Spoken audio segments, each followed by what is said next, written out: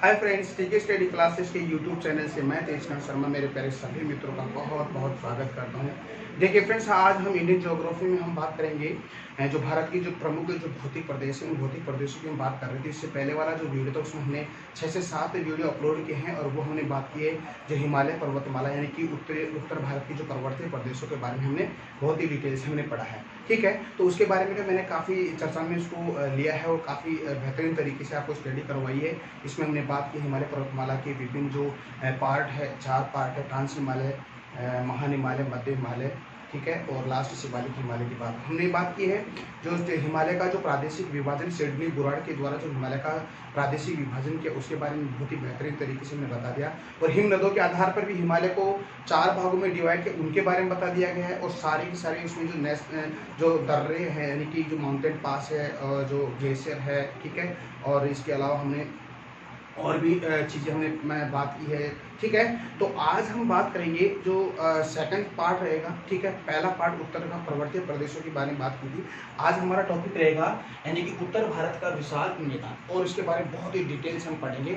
कम से कम 4 से 5 वीडियोस की अपलोड करेंगे। तो फ्रेंड, मेरे साथ आप बने रहे और टीके स्टडी क्लासेस को लगातार शेयर सब्सक्राइब भी कीजिएगा। ठीक है, ठीक है, और इसके लिंक को अपने फ्रेंड सर्किल है, एजुकेशन ग्रुप है, लाइब्रेरी ग्रुप है, ठीक है, वहाँ उसके लिंक को शेयर कीजिएगा। ठीक है, तो हम बात करेंगे भारत का जो उत्तर भारत का जो विशाल मैदान है उसकी हमने बात की। देखिए, हम सबसे पहले मैप की बात अपन करेंगे। देखिएगा, ये भारत का मैप है और भारत के उत्तर में यानी कि उत्तर के अंदर ये जो पर्वतीय प्रदेश है उसके बारे में बहुत ही डिटेल से पढ़ लिया है। और जो हिमालय पर्वतमाला का जो वर्गीकरण उसके बारे में पढ़ा है। अब आप देखिएगा, आपको देखिए एक ग्रीन लाइन और रेड लाइन दिखाई दे रही है, ये हमारे उत्तर भारत का जो क्या है विशाल मैदान है। और आपको रेड लाइन दिखाई दे रही है, ये हमारे भारत से आउट ऑफ इंडिया से मैदानी प्रदेश है। देखिए, ये वाला जो क्षेत्र है ये हमारा पाकिस्तान है और पाकिस्तान में भी जो उत्तर का विशाल मैदान है। ठीक है, साथ ही हम देखेंगे ये आपका बांग्लादेश है और बांग्लादेश में विशाल मैदान है। क्योंकि मैदान कहाँ बनते हैं, देखिए फ्रेंड्स, जहाँ पर नदियाँ बहती है और वहाँ पर बहने के पश्चात अपना जो मलबा है वो किसी मैदानी क्षेत्र में डिपॉजिट करे थे, वहाँ पे विशाल मैदान बन जाते हैं। और वहाँ पर जो एक जलोढ़ मृदा का निर्माण होता है जिसको खादर और बांगर मृदा भी कहते हैं। तो उनके बारे में बेहतरीन तरीके से हम पढ़ेंगे। देखिएगा, आप देखिएगा हमारे भारत के जो क्षेत्र है, देखिएगा यहाँ से देखिएगा पंजाब से लेकर आप असम तक चले जाइएगा। और साथ ही ये आपका कहने का मतलब ये आपका वेस्ट बंगाल है और इसके अंदर इसका विस्तार है। ठीक है, तो हम बात करेंगे उत्तर भारत का विशाल मैदान। इसमें सबसे पहले हम बात करें इसके विस्तार की बात करेंगे। तो विस्तार की बात अगर करें तो कौन से स्टेट में इसका विस्तार है उसकी हम बात कर लेते हैं। देखिएगा, आप देखिएगा यानी कि विस्तार की हम बात करते हैं, यानी कि जो विस्तार है, विस्तार की अगर बात करें तो देखिएगा सबसे पहले देखिएगा आपको यहाँ पे देखिए पंजाब दिखाई दे रहा है, यानी कि पंजाब, इसका विस्तार कहाँ है, पंजाब में है। ओके फ्रेंड्स, इसके पश्चात आगे जाइएगा आपको हरियाणा दिखाई दे रहा है, हरियाणा है, हरियाणा। इसके बाद में हरियाणा के पश्चात आगे जाएगा आपको उत्तर प्रदेश, उत्तर प्रदेश, उत्तर प्रदेश, उत्तर प्रदेश के पश्चात आपका होगा बिहार। ओके, बिहार, और बिहार के पश्चात आपका पश्चिमी बंगाल। ठीक है, आज वर्तमान में पश्चिमी बंगाल को हम बंगाल ही कहेंगे, तो ज़्यादा कंफ्यूजन मत रहिएगा। ठीक है, हम बात करते हैं विस्तार की अगर बात करें तो पंजाब, हरियाणा, उत्तर प्रदेश, बिहार, वेस्ट बंगाल है, साथ ही आपका असम। ठीक है, असम है। ओके, असम, यानी कि हमारे भारत के कम से कम जो 6 ऐसे स्टेट है जहाँ पर आपको आपका जो उत्तर का जो भारत का उत्तर का विशाल मैदान है उसकी बात हम नहीं करनी। तो विस्तार की अगर बात करें तो देखिए पंजाब, हरियाणा, उत्तर प्रदेश, बिहार और पश्चिमी बंगाल और असम के अंदर। ठीक है, अब देखिएगा वैसे हम बात करेंगे जो मैदानी भागों का निर्माण कैसे होता है। जैसे नदियाँ होती है, नदियाँ पहाड़ों से निकलती है, पहाड़ों के पश्चात जब मैदानी भागों में आती है और मैदानी भागों में आने के पश्चात अपनी जो साथ जो अवसाद लेके आती है, अवसाद लाने के पास वहाँ पर डिपोजिट करते तो एक विशाल मैदान का निर्माण होता है। और विशाल मैदान का निर्माण होने से क्या होता है कि वहाँ पर जो जलोढ़ मृदा है वो एक बहुत ही उपजाऊ मृदा होती है जिसमें काफ़ी पर्याप्त मात्रा में जो कृषि एग्रीकल्चर होती है। इससे क्या होता है वहाँ पर आबादी यानी कि जो पॉपुलेशन भी बहुत ही ज़्यादा होती है। ठीक है, तो वो हम आगे बात करेंगे। तो देखिएगा देखिएगा अगर हम ये जो राज्य हैं इनको अगर हम बोर्ड पे यानी कि सॉरी मैप पे अगर देखें तो देखिएगा, मैं आपको एक लोकेशन बता देता हूँ। देखिएगा आपको दिखाई दे रहा है ये वाला जो भाग है ये आपका है, आपका जो अपना राजस्थान है, राजस्थान से उत्तर में आपको दिखाई देगा ये जो पंजाब है, पंजाब से आगे जाओगे तो आपको हरियाणा और हमारा जो दिल्ली है, सॉरी यहाँ पे एक और लिखिएगा, जो हमारा जो कैपिटल है इंडिया का दिल्ली है। दिल्ली भी क्या है, मैदानी प्रदेश में आता है, तो दिल्ली है। दिल्ली से आगे आप उत्तर प्रदेश, उत्तर प्रदेश बिहार, बिहार के पश्चात आप चलिए असम के अंदर, असम के पश्चात आप ये वाला जो भाग है आपका वेस्ट बंगाल है, ठीक है। तो वहां पर इस मैदान का निर्माण हुआ है, ठीक है। तो आप याद रखिएगा जो हमारा जो उत्तर का विशाल मैदान है उस उत्तर के विशाल मैदान हमारे भारत के 3 राज्यों में इसका विस्तार है। तो आप बता दीजिए कि पंजाब, हरियाणा, उत्तर प्रदेश, बिहार, पंजाब, जो पश्चिम बंगाल, असम और दिल्ली के अंदर, ठीक है। अब हम इसकी खास बातें हम बात करते हैं। देखिएगा, वेट कीजिएगा थोड़ा, देखिएगा हम बात करते हैं विस्तार के पश्चात। अब इसकी खास विशेषताओं की हम बात करते हैं। देखिएगा विशेषताओं की बात अगर करें, अब सुनिए ध्यान से। देखिए हिमालय पर्वतमाला के दक्षिण में जो आपका हिमालय पर्वतमाला है और हिमालय पर्वतमाला के दक्षिण में आपका उत्तर का विशाल मैदान है, ठीक है। देखिएगा ये हिमालय पर्वतमाला है और उसके जस्ट नीचे कौन सा है, ये आपका उत्तर का विशाल मैदान है। और आपसे एक क्वेश्चन है, आप कमेंट सेक्शन में बताइएगा क्वेश्चन। आपको पता है कि हम हिमालय पर्वतमाला को 4 भागों में डिवाइड किया गया, यानी कि ट्रांस हिमालय के मध्य आपका होगा कौन सा, वृहद हिमालय, और ट्रांस हिमालय और वृहद हिमालय को कौन सी लाइन अलग करती है आपको पता है, ठीक है। यानी कि इंडस सांगोको सचर जोन, ठीक है। इसके पश्चात आपकी जो महान हिमालय और लघु हिमालय को कौन सी लाइन अलग करती है आपको पता है, MCT यानी कि मेन सेंट्रल थ्रस्ट है। और आपकी जो मध्य हिमालय और आपका शिवालिक हिमालय को अलग करने वाली जो है MBF यानी मेन बाउंड्री फोल्ड, ठीक है।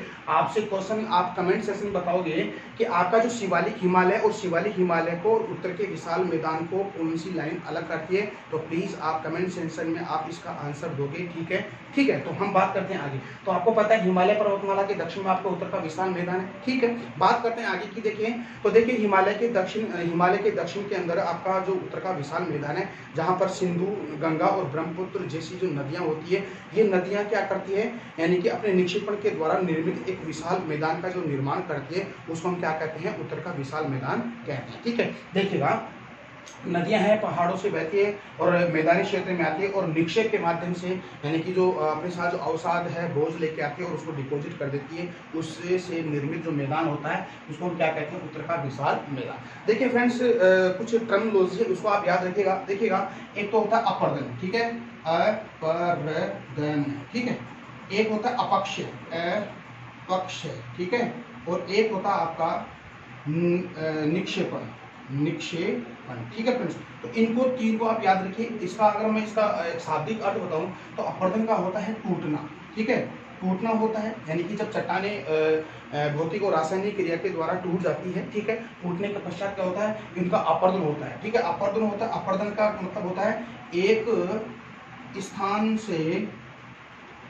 स्थान से दूसरे स्थान पर चले जाना क्या कहलाता है, आपका अपर्दन कहलाता है। अब अपर्दन कैसे हो सकता है, यानी कि वायु के द्वारा भी हो सकता है और जल के द्वारा यानी कि नदियों के माध्यम से हो सकता है। अब इसके पश्चात ये आपका निक्षेपण है, यानी निक्षेप का मतलब होता है जमना, ठीक है। यानी कि आपको पता है जमना होता है, यानी कि नदियां हैं लाती है डिपोजिट, यानी कि किसी एक स्थान पर मृदा को डिपोजिट करके जमा कर देते हैं, उसको हम क्या कहते हैं, निक्षेपण कहते हैं। इस चीज को समझे आप। तो आपको पता है जो आपकी हिमालय से निकलने वाली जो नदियां है, सिंधु नदी है और ब्रह्मपुत्र नदी है और गंगा नदी है। इस गंगा नदी, सिंधु नदी और ब्रह्मपुत्र नदी जब ऊंचाई से बहती है और ऊंचाई से बहने के पश्चात अपने साथ अवसाद, बोझ, कंकड़, पत्थर वगैरह लेके आती है और लेने आने के बाद जब ये मैदानी भागों में आती है और मैदानी भागों में जब आती है तो ये इनकी जो प्रवाह की जो गति वो धीमी हो जाती है। और धीमी हो जाने से क्या होता है फ्रेंड्स, वो क्या है कि अपने अवसाद यानी अपने बोझ को अपने साथ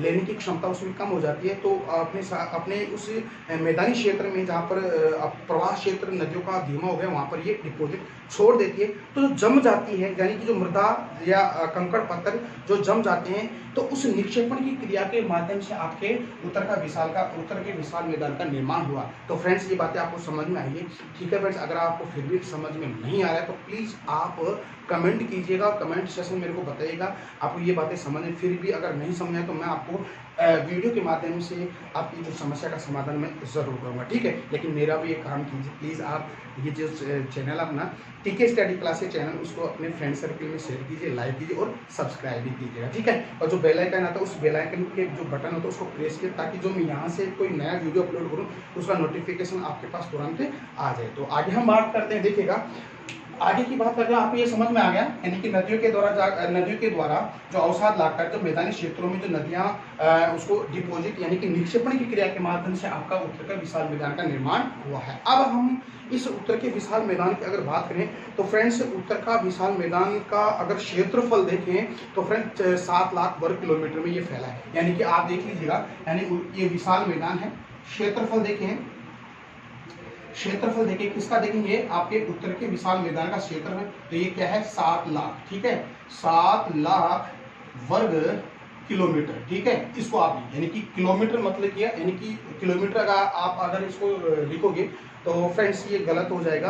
आप वर्ग किलोमीटर इसका मतलब चारों तरफ, ओके, ठीक है, इसका एरिया है, ओके। तो ये बात आपको समझ में आए। आगे हम बात करते हैं, देखिएगा गर्मी बहुत तेज से पड़ रही है फ्रेंड्स, देखिएगा फिर भी मैं कितनी मेहनत कर रहा हूँ आप ही के लिए तो कर रहा हूँ, प्लीज़ आप भी मेरा भी काम कीजिए, सब्सक्राइब बढ़ाइए, ओके। हाँ देखिएगा हम देखते हैं 7 लाख वर्ग किलोमीटर में हमारा जो उत्तर का विशाल मैदान फैला। देखिएगा ये एरिया है, आप देख लीजिएगा। अगर इसका वर्ग किलोमीटर में आप देखोगे तो तो इसका जो क्षेत्रफल आएगा कितना, आपका 7 लाख वर्ग किलोमीटर में आपका इसका क्षेत्रफल आएगा। अगर हम इसकी और बातें करें, देखिएगा आपको दिखाई दे रहा है ये उत्तर का विशाल मैदान, यानी कि जो पश्चिम से लेकर पूर्व या पूर्व से लेकर पश्चिम। देखिएगा अब आप यहाँ पे पश्चिम से अगर आप पूर्व की तरफ जाओगे तो जैसे जैसे आप जाओगे तो पहले तो आपके जो उत्तर का विशाल मैदान है यहाँ उत्तर प्रदेश इलाहाबाद के पास आते आते और आपकी जो बिहार के अंदर जो आपकी जो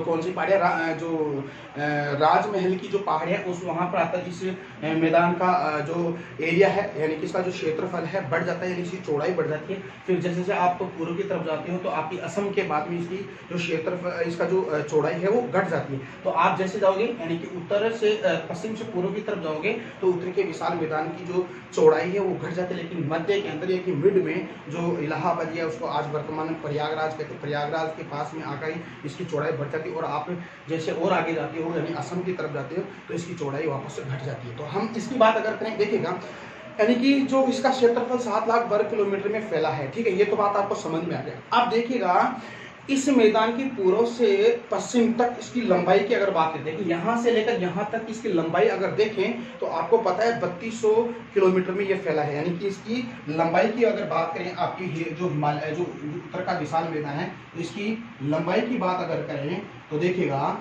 3200 किलोमीटर। देखिएगा अभी यहाँ पे मैंने वर्ग किलोमीटर नहीं डाला है, ठीक है, तो वर्ग किलोमीटर डाला तो आपको चारों तरफ से इसका एरिया कवर होगा। लेकिन हम इसकी लंबाई की बात करें तो लंबाई तो किलोमीटर में ही मापी जाती है, ठीक है। तो इसका जो किलोमीटर है यानी कि आपका यानी कि पश्चिम से लेकर यानी कि पश्चिम से पूर्व या पूर्व से पश्चिम इसकी लंबाई कितनी है 3200 किलोमीटर में इसकी लंबाई है। तो ठीक है फ्रेंड्स, ये बात समझ में आ रही। मैं इसकी विशेषताओं की बात कर रहा हूँ। फिर हम जो उत्तर का विशाल मैदान है उसको हम कहने का मतलब उसके विभाजन की बात अपन करेंगे, ठीक है। तो जैसे विभाजन में जैसे आपको पता है भाबर है, भाबर के पश्चात हम इसको तराई, तराई के बाद पश्चात बांगर, बांगर के पास खादर, खादर के बाद रेह के बाद भूड़, भूड़ के पश्चात डेल्टा, ठीक है। तो इनको बारे में ये इसके प्रादेशिक विभाजन है। तो फ्रेंड्स वहाँ से भी क्वेश्चन आता है तो वो तो हम बाद में बात करें, पहले हम इसकी विशेषताओं की बात करते हैं। विशेषताओं से भी क्वेश्चन पुटअप होते हैं, ठीक है।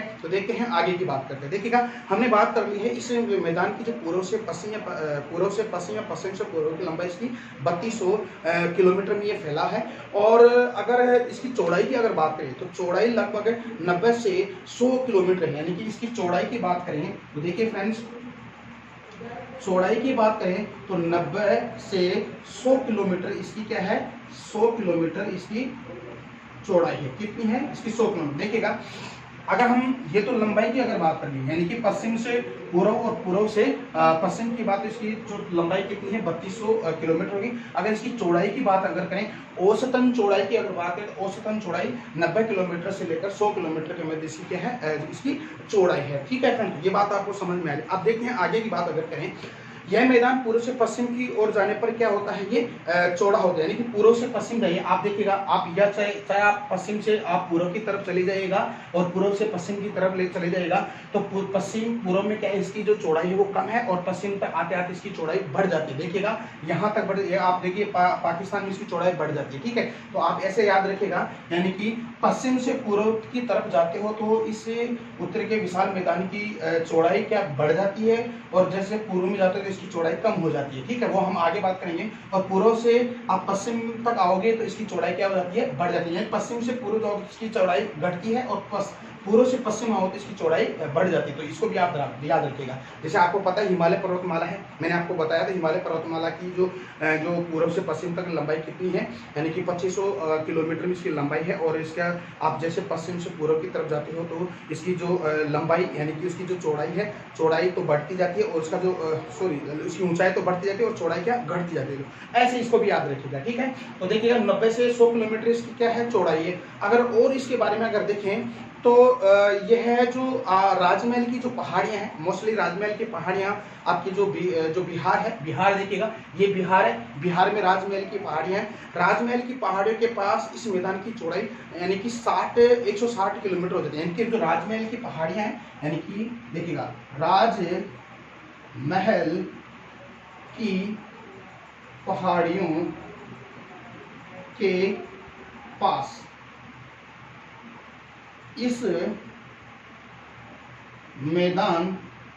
इस मैदान की चौड़ाई कितनी हो जाती है, यानी कि 160 किलोमीटर हो जाती है। यानी कि देखिएगा, अगर देखें राजमहल की पहाड़ियां यहाँ पे, यानी कि राजमहल की जो पहाड़ी है इसका विस्तार अगर देखें, वैसे हम जो माउंटेन पढ़ाएंगे, माउंटेन का अलग एक वीडियो लेके आएंगे, तो वहाँ में राजमहल की पहाड़ियाँ मोस्टली बिहार में है, तो बिहार के अंदर इसकी समथिंग जो चौड़ाई है वो 160 किलोमीटर हो जाती है। और अगर हम देखें तो आपकी 90 से औसतन जो चौड़ाई 90 से 100 किलोमीटर है। अब देखिएगा और आगे अगर जाते हैं, देखिएगा 160 किलोमीटर तो हो गया आपकी राजमहल की पहाड़ियों, और जो आपका इलाहाबाद है, इलाहाबाद आपको पता है यानी उत्तर प्रदेश में, और उत्तर प्रदेश में आज वर्तमान इलाहाबाद का जो नाम चेंज किया प्रयागराज हो गया है। यानी कि इलाहाबाद है, इलाहाबाद,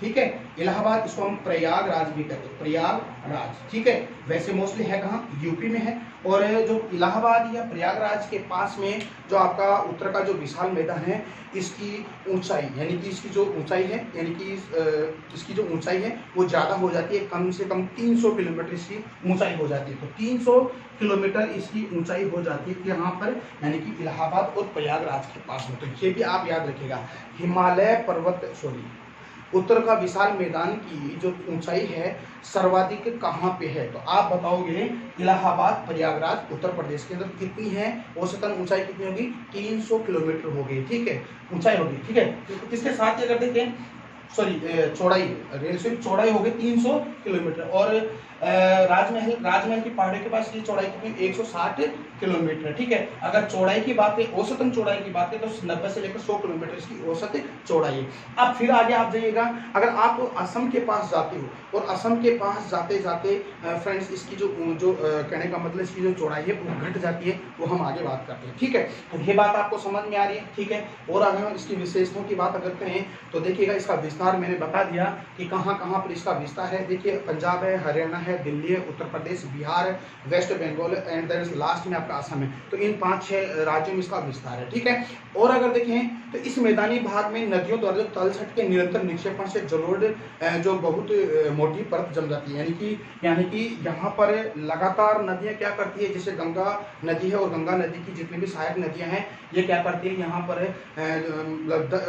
परत दर परत यानी कि जो जलोढ़ मृदा को लाकर वहाँ पर डिपोजिट कर देती है, और फिर काफ़ी समय यानी कि ये कुछ समय यानी कि हजारों साल बाद में क्या है, एक जलोढ़ मृदा की एक बड़ी मोटी परत जम गई है, यानी कि तलछट यानी कि जमाव के कारण, तलछट के कारण। ठीक है, अब देखिएगा, अब यहाँ पर जो तलछट जम गया है, अब इसमें इसमें क्या क्या विशेषता है इस तलछट की, यानी कि जलोढ़ मृदा की। देखिएगा यहाँ पे समृद्ध मृदा क्या है, आवरण है, यानी कि एक मिट्टी की मोटी परत जम गई है, ठीक है। किस मृदा की, आपकी जो जलोढ़ मृदा है उसकी मोटी परत जम। इसके साथ साथ यहाँ पर पानी की पर्याप्त उपलब्धता भी हो गई, यानी कि पानी की पर्याप्त उपलब्धता, ठीक है। यहाँ पर पानी की पर्याप्त उपलब्धता, ठीक है फ्रेंड्स, उपलब्धता, ठीक है, यानी कि पानी की पर्याप्त उपलब्धता, ठीक है। साथ ही यहाँ पर जलोढ़ मृदा की मोटी परत है, यानी कि जलोढ़ मृदा की मोटी परत, यानी कि मोटी परत का जमाव, मोटी परत का जमाव। ओके फ्रेंड्स, जमाव। एक मिनट फ्रेंड्स, 1 मिनट।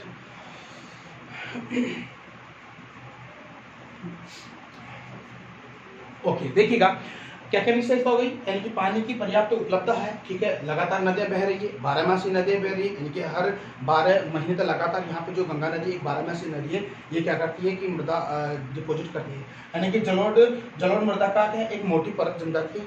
अब देखिएगा इससे क्या होता है कि यहाँ पर जो एग्रीकल्चर के लिए, यानी कि कृषि के लिए पर्याप्त जो अनुकूल जो दशाएं होती है, अनुकूल जो जलवायु होती है, क्लाइमेट होते हैं, वो भी यहाँ पर अत्यधिक हो जाने से क्या होता है, यहाँ पर जो कृषि है, एग्रीकल्चर बहुत ही पर्याप्त मात्रा में होती है। और इस पर्याप्त मात्रा में होने के साथ साथ यहाँ पर जो जनसंख्या, यानी कि जनसंख्या है, यानी कि सघन जनसंख्या यहाँ पर निवास करती है, यानी कि जनसंख्या बहुत ज्यादा मात्रा में पाई जाती है। तो यही रीजन है भारत में सभी भौतिक प्रदेशों की अगर बात करें, सभी भौतिक प्रदेशों के अंदर सर्वाधिक जनसंख्या वाला भौतिक प्रदेश कौन सा है, तो आप बताओगे उत्तर भारत का विशाल मैदान। क्यों?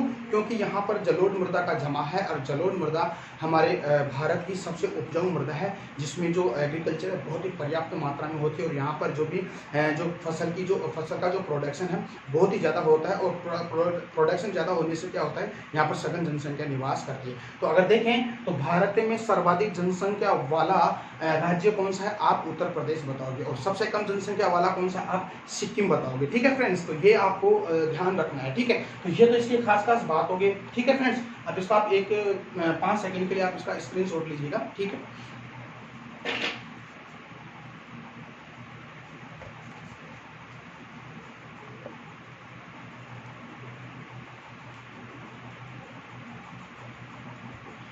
ओके, हम इसको रफ कर देते हैं, ठीक है, ले लिया स्क्रीनशॉट। अब आगे बात करते हैं। अब एक इसकी और आगे बात करें तो देखिए फ्रेंड्स, ये क्या क्या खास बातें हैं। देखिएगा आपको मैप में दिखाई दे रहा है, आपको रेड जो लाइन दिखाई दे रही है हमारे आउट ऑफ इंडिया की बात है। पाकिस्तान के अंदर भी क्या है, आपका जो विशाल मैदान है, क्योंकि आपको पता है जो आपकी जो सिंधु नदी है, और सिंधु नदी की जो सहायक नदी है झेलम, चिनाब, रावी, ब्यास, सतलज है, ये भी क्या है यहाँ पर जलोढ़ मृदा का जमाव कर देते। तो यहाँ पर क्या है, एक विशाल मैदान का निर्माण किया। तो हम बात कर रहे हैं अपनी इंडिया की बात कर रहे हैं, पाकिस्तान की हम बात नहीं करेंगे।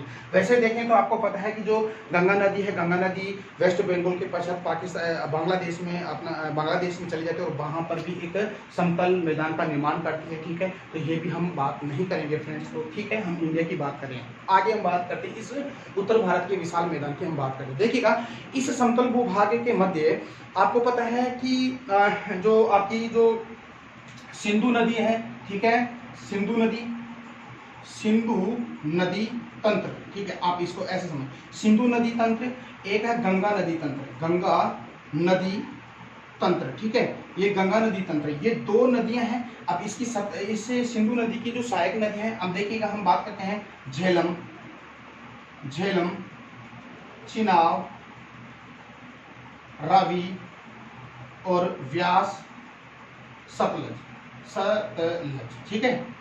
अगर इसकी बात करें, यानी कि जो गंगा नदी है, इस गंगा नदी की बात करें तो इस गंगा नदी की क्या कौन सी सहायक नदियां हैं। देखिएगा गंगा नदी की सहायक नदी है यमुना, गंडक, घाघरा। देखिएगा यमुना, गंडक, घाघरा, देखिए यमुना, गंडक, घाघरा, गोमती, सरयू, कोसी।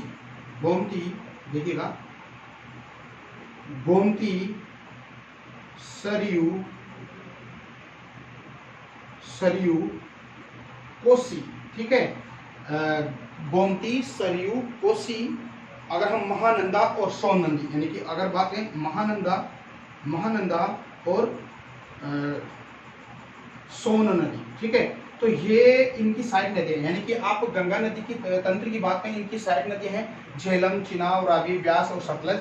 और गंगा नदी है यमुना, गंडक, घाघरा, गोमती, सरयू, कोसी और आपकी महानंदा और सोन नदी है, ठीक है। तो ये इसकी सहायक नदी है। अब देखिएगा, आपको पता है कि इन नदियों का एक विभाजन करती एक माउंटेन जो श्रृंखला है, एक पर्वत श्रृंखला है, जिसको आपको पता है अरावली पर्वत श्रृंखला है, जो राजस्थान से फिर जो आपके राजस्थान से हरियाणा से दिल्ली तक जाती है। और वहां से दिल्ली की जाने के पश्चात क्या है, इस अरावली पर्वतमाला के पश्चिम में तो आपकी सिंधु नदी तंत्र यानी कि ये नदी बहती है। और आपके जो इसके पूर्व में जो बहती नदी है आपकी गंगा नदी की जो सहायक नदी ये बहती है। तो कहने का मतलब ये है कि अरावली पर्वतमाला है जो नदी जल विभाजन का काम करती है, ठीक है। और साथ ही साथ नदी जल विभाजन के साथ साथ आज वर्तमान में देखें तो हमारी जो अरावली पर्वतमाला है, अरावली जो पर्वतमाला इसकी स्थिति अवशिष्ट यानी कि अवशिष्ट श्रेणी में यह आ गया, अवशिष्ट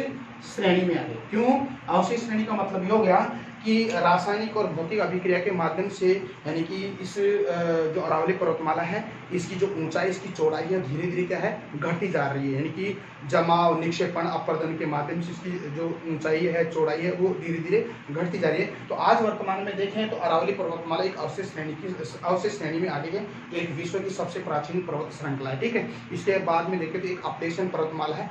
कहने का मतलब है हम बात करेंगे माउंटेन की बात आगे करेंगे, एक अलग से वीडियो बनाएंगे हम, ठीक है। जो पहाड़ियां उनकी बात करेंगे। देखिएगा अब इसको समझिएगा, मैंने बता दिया। देखिएगा इस समतल भूभाग के मध्य यानी कि ये आपका समतल भूभाग है, इसके मध्य देखिएगा यहाँ आपका क्या है, आपका जो कहने का मतलब ये आपका गुजरात है। और गुजरात के बाद में ये आपकी जाती है अरावली पर्वतमाला, राजस्थान के बाद में हरियाणा के बाद में आपकी कहाँ चली जाती है, आपकी चली जाती है आपकी दिल्ली तक ये चली जाती है, ठीक है। और दिल्ली तक जाने के साथ साथ ये क्या करती है, इस दिल्ली के जाने के पश्चात क्या है कि ये इसके पूर्व, इसके पश्चिम में आपका सिंधु नदी तंत्र है। और इसके पश्चिम में सिंधु नदी तंत्र और पूर्व के अंदर गंगा नदी तंत्र बहता है। कहने का मतलब क्या करता है ये नदी जल का क्या करता है, बंटवारा करती, विभाजन करती है। तो ये क्या है आपकी अरावली पर्वतमाला है, ठीक है, अरावली पर्वत, ठीक है फ्रेंड। तो इसको आप याद रखिए, हम आगे बात करेंगे इसके बारे में, ठीक है। हम बात करते हैं आगे की। देखिएगा इस समतल भूभाग के मध्य अरावली पर्वतमाला के आ जाने के कारण किसी यानी कि आपके उत्तर के विशाल मैदान के मध्य अरावली पर्वतमाला के आ जाने के कारण सिंधु और उसकी जो सहायक नदियां हैं मैंने बता दिया, झेलम है, चिनाब है, रावी, व्यास, सतलज है। और जो आपकी जो एक अरावली पर्वतमाला के पश्चिम में ये बहती है। और साथ ही पूर्व की बात अगर करें तो गंगा नदी तंत्र की जो सहायक नदियां हैं जितने मैंने बता दिया, गंडक है, घाघरा है, कोसी, सरयू, कोसी, महानंदा और सोन नदी है, यमुना नदी है, ये पूर्व की तरफ बहने लगती है। कहने का मतलब इसका विभाजन कर दिया, ओके। ये बात आपको समझ में आई, ठीक है। आगे हम बात करेंगे उत्तर के क्षेत्र में से यानी कि ये उत्तर का जो क्षेत्रों में, उत्तर के जो क्षेत्र है ये वाले क्षेत्र है, उत्तर के क्षेत्रों से आने वाली जो नदियां हैं निक्षेपण कार्य में लग जाती है। यानी कि जो भी नदियां आती है वो मैदानी भागों में आने के पश्चात क्या है कि निक्षेपण यानी कि जमाव में लग जाती है। और नदी के निचले भाग में ढाल की कमी के कारण यानी कि जो मैदानों में आने के बाद इसका ढाल कम हो जाता है, वो नदियाँ क्या है धीमे गति से बहने लग जाती है। और धीमे गति से बहने के कारण क्या है नदी की गति कम हो जाती है और इसके परिणाम स्वरूप नदी द्वीपों का निर्माण होता है। तो ठीक है, जब ये नदियाँ हैं मैदानों में आते आते इनकी जो गति है यानी कि धीमी हो जाती है, जिससे नदीय द्वीपों का निर्माण करती है। जिसका एक एग्जाम्पल है यानी कि माजुली नदीय द्वीप जो हमारे भारत के असम राज्य में है। इसको नदीय जिला भी घोषित कर दिया है और यूनेस्को की श्रेणी में इसको शामिल किया गया है। तो विश्व का सबसे बड़ा नदीय द्वीप कौन सा है? माजुली द्वीप है, जो ब्रह्मपुत्र नदी के अंदर है। ठीक है, तो कहने का मतलब है ब्रह्मपुत्र नदी है, फिर क्या है मैदानों में आने के बाद में ये दो धाराओं में बढ़ जाती है, फिर आगे जाके आप वापस मिल जाती है। तो यहाँ पर जो एक द्वीप बनता है, चारों तरफ पानी हो गया। ठीक है, और तो ये जो है ये माजुली द्वीप है, ऐसा नदीय द्वीप का निर्माण होता है। ठीक है फ्रेंड्स, देखिएगा यह नदियाँ क्या करती है, ये नदियाँ निचले भागों में जो गाद है, गाद इसकी जो बोझ होता है ना, दलदली क्षेत्र होता है, गाद एकत्र करने के कारण बहुत सी धाराओं के अंदर विभाजित हो जाती है और बहुत सी धाराओं विभाजित होती है, अनेक धाराओं विभाजित, उसको क्या बोलते हैं, वितरिकाएं बोलते हैं। उसको क्या बोलते हैं, वितरिकाएं।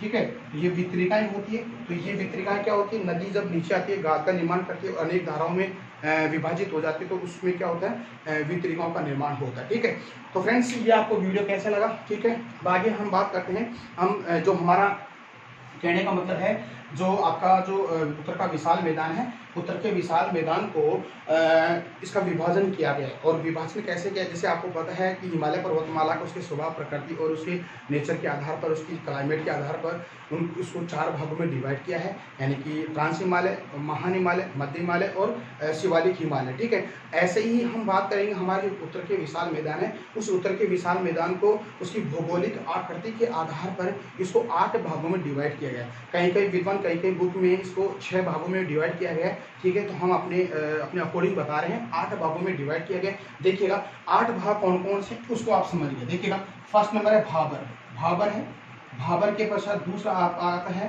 तराई, तराई प्रदेश। ठीक है, तीसरे नंबर पे देखें तो आपका बांगर। ठीक है, बांगर के पश्चात आता है आपका खादर, खादर के पश्चात आप देखिएगा, खादर के पश्चात रेह।